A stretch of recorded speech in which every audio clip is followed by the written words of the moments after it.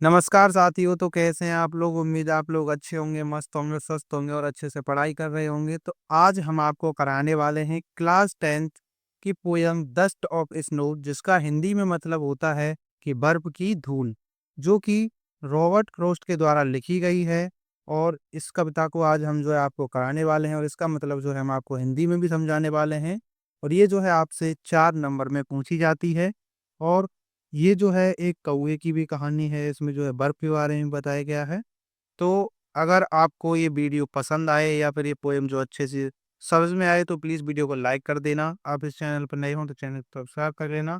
तो आइए तो करते हैं अपनी पोएम स्टार्ट।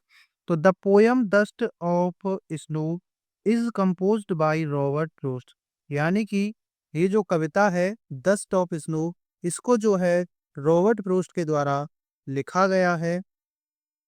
आगे आता है, in this poem that poet was in sad mood, यानी कि इस कविता में जो है जो कवि होता है उसका मन जो है उदास होता है।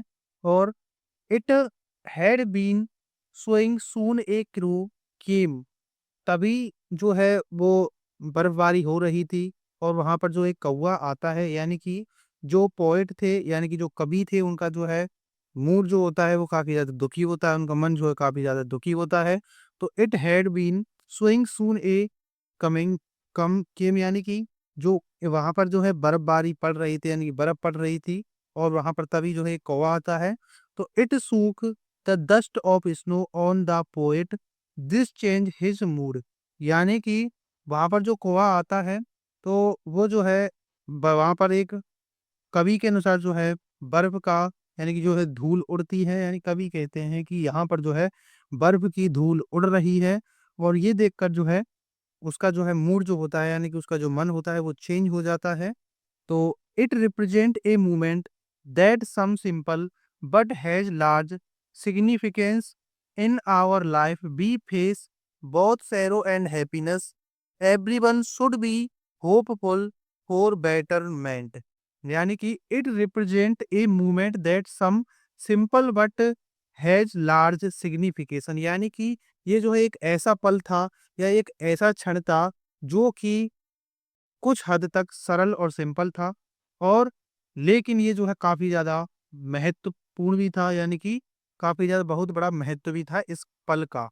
और in our life be face both sorrow and happiness, यानी कि हमारे जीवन में जो है सुख और दुख दोनों का सामना हमें करना पड़ता है।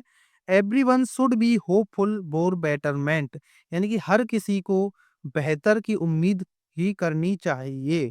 तो यानी कि जो ये डस्ट ऑफ स्नो पोयम है, ये जो है रॉबर्ट फ्रॉस्ट के द्वारा लिखी गई है।